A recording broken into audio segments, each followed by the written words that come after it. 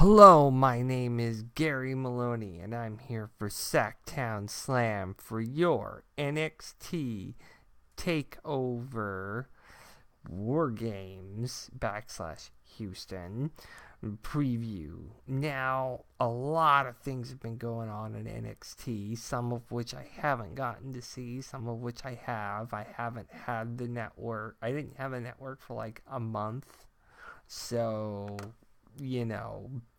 I missed a few things. Glad I got to catch up, but there are definitely some bigger storylines that could be kind of branching into other storylines from this pay-per-view. I feel like this pay-per-view is very reminiscent of what would happen if NXT did have a Survivor Series type pay-per-view. And that's exactly what we're getting, is Survivor Series on top of more of a load of Survivor Series. But anyway, let's get to the matches. Cassius Ohno versus Lars Sullivan. Both have been on a roll as of late, but I feel like Lars is meant for the upper card, whereas I think Cassius Ohno, he's gonna get moved up pretty soon. He's been there for over a year, as far as I know, or he'll have been there for a year, I think, as of February. But he's not, he's not an NXT title kind of guy. Lars, I could see, as the NXT champion. Oh no, I think he's got US champ written all over him. And right now, if Mr. Corbin doesn't work out, oh no, for US champ. Definitely oh no. So in terms of booking here, I think Lars goes over, because I think they have bigger plans for Lars Sullivan than they do for Ohno, at least as far as NXT is concerned. So that's definitely that. Aleister Black versus Velveteen Dream. Wow, this one shot out quick, because I didn't even think this was going to be a thing. They stretched out this long. I mean, especially when Velveteen Dream is sitting there talking about how Aleister Black, he's like, I see a man who hurts. I see a man who doesn't feel anything. You call them you call them, yeah, or I don't know, just making fun of his tattoos, that flagrant, gold dust-esque vibe from Velveteen Dream, which is like homoerotic meets extremely flamboyant, and it's incredible that Black has been taking a lot of heat from Velveteen Dream, and I think this is where, and I'll give Velveteen Dream his due. I think that he is one of the more standout people in NXT. His matches have been very good, and he's shown that he's got some cutthroat in him. But Black is one of the most standout people in NXT right now. Does he get an NXT title shot down the road? I don't know. Is winning this a big deal? Yes. But I feel like Black is going to end up being one of those guys that, if the NXT title's not in his future, he could be looking at being called up in April, or even being called up in the Rumble. So I'm going to say Black wins here. But this may not be the end of it with these two. I think these two still have another page to write, but that is what it is. Then you have the NXT Women's Championship. Kairi Sane versus Peyton Royce versus Ember Moon versus Nikki Cross. Okay. I know all four of these women rather well because I watched the I've seen Kairi Sane's matches both in the Mae Young Classic and NXT. I've seen Peyton Royce enough. I've seen Ember Moon, and I've seen Nikki Cross. Here's the deal. WWE and Triple H are going to go one of two ways with this. Either Kairi Sane's going to be graced with her first title, which I think they might save for New Orleans, or you're going to be giving Ember Moon the title. Because Ember Moon has worked her ass off in trying to get that title, and it was excluded from a title match because she injured her shoulder. I mean, if you ask me, this is all Ember Moon. If they do not give it to Moon and they do not give it to Sane, I don't know. I mean, Nikki Cross, okay, but that only works if you're going to give Sanity every single belt, which they already, have the tag titles, or had. I've missed a month, so give me a break. But I feel like Ember Moon is your pick here. Ember Moon has got to be the pick here. I mean, if anyone else, like Peyton Royce would be weird. And I have a feeling that there are bigger plans up at the top for Billie Kay and Peyton Royce. Kairi Sane would just be too soon. And Nikki Cross, I don't know. I mean, I think that the bad guy trying to catch up to the good guy needs to be the scenario that comes out of this. Because Asuka was the undefeated one. Asuka wasn't a good guy or a bad guy. She just beat the shit out of everybody. So, I don't know. Then you have Drew McIntyre versus Andrade Cien Almas.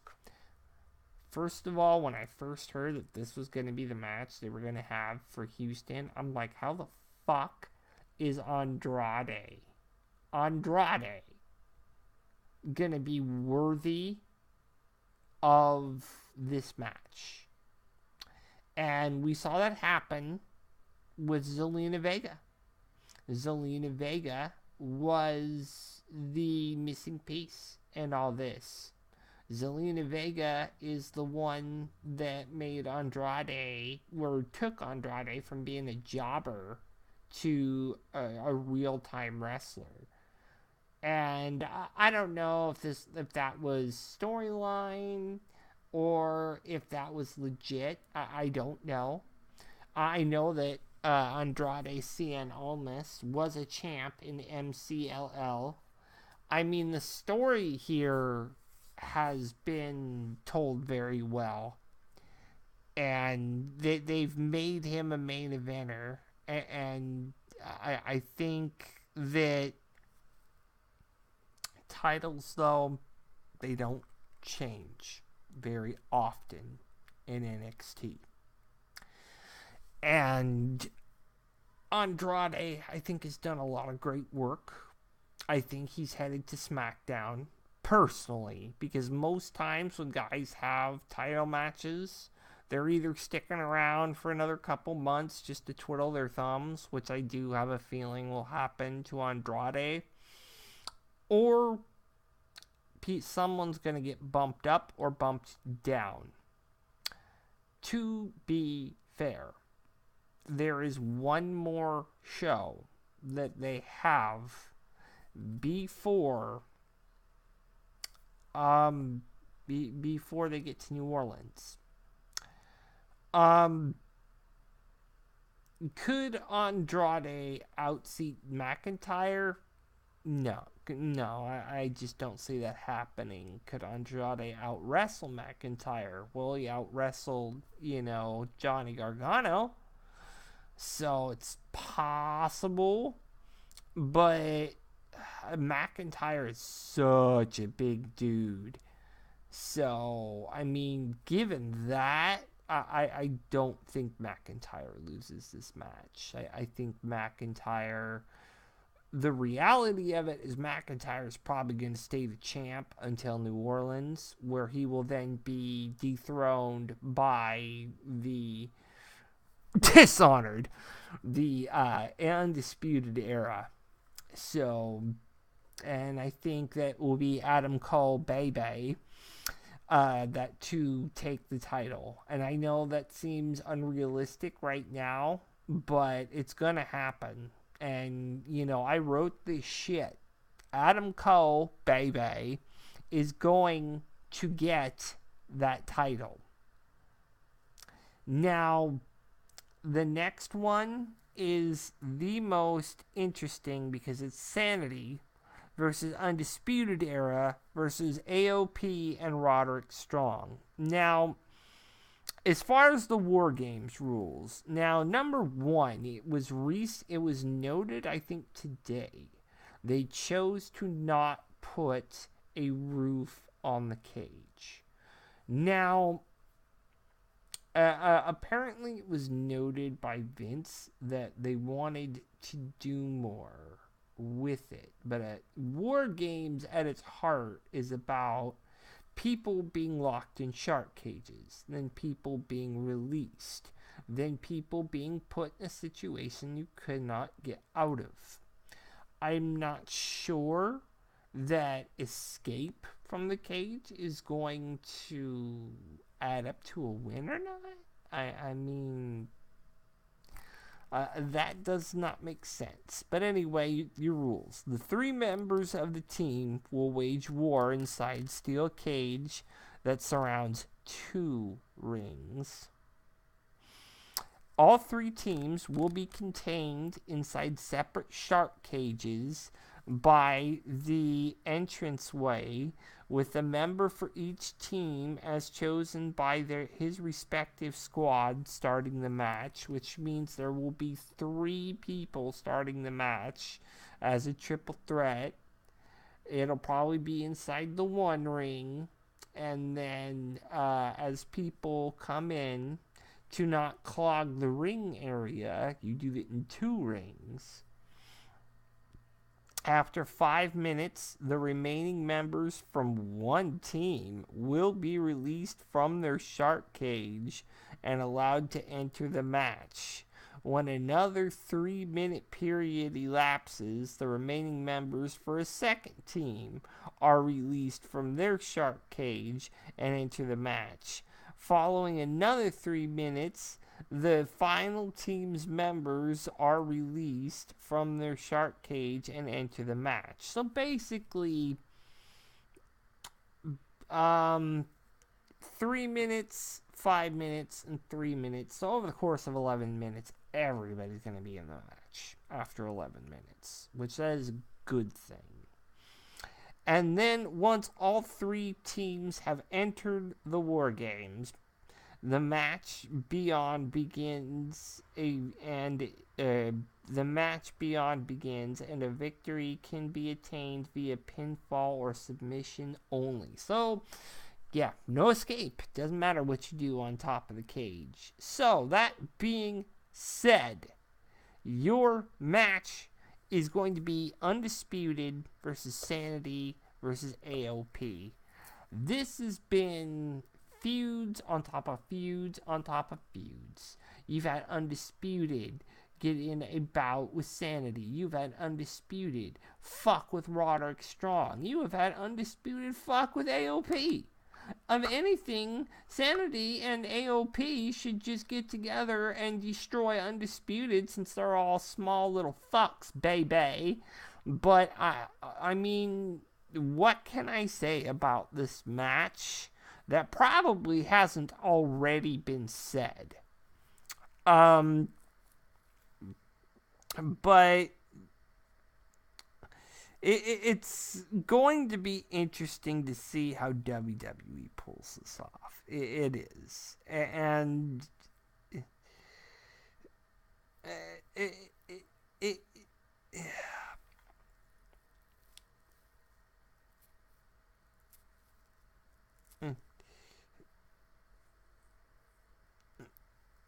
and now I feel like it's going to be tough to win this match no matter what team you are.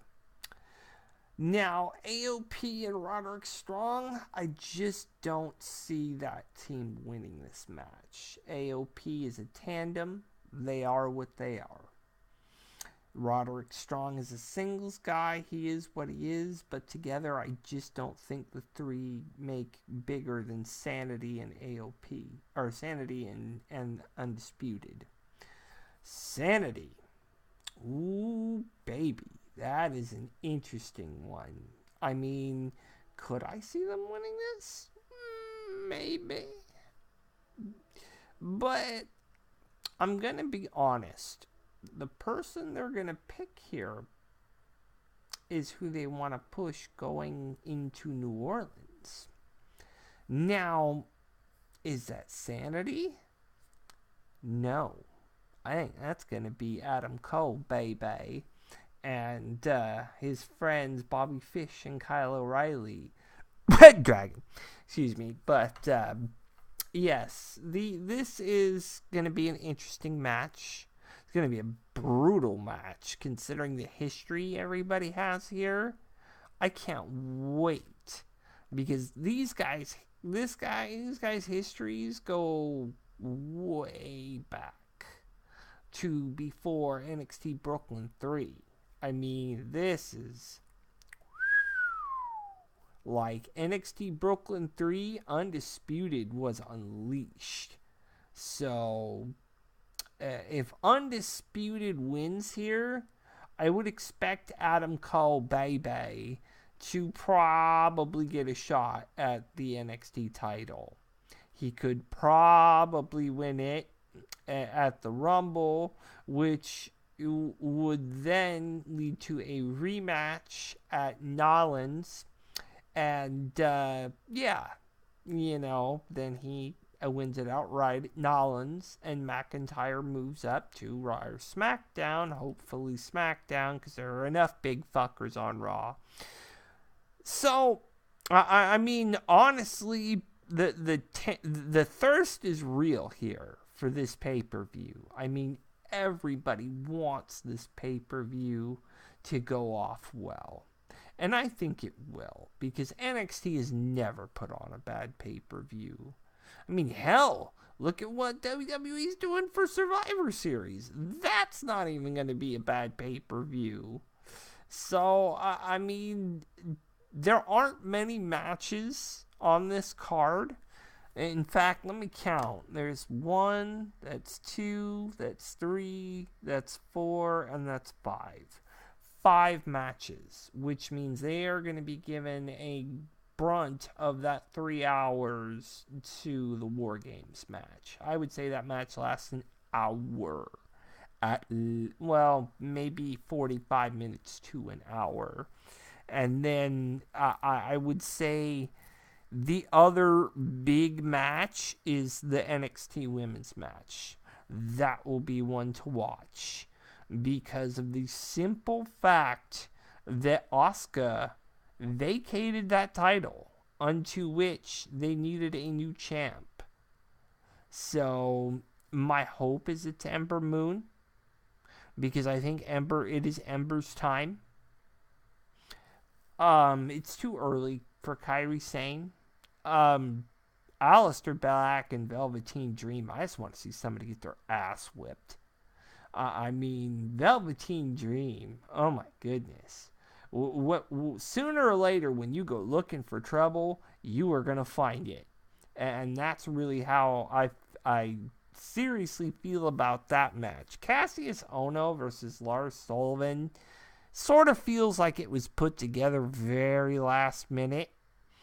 And Lars Sullivan, it feels like Cassius Ono is that sheep that's always led to slaughter.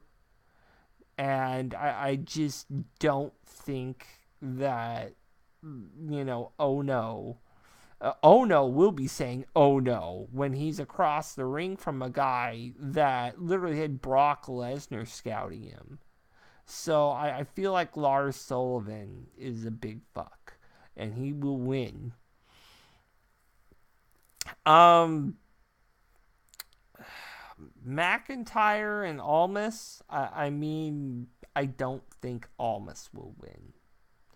There's a part of me that wants to say yes to that one, just because of what Zelina Vega has done with him. But reality check, Gargano is not McIntyre.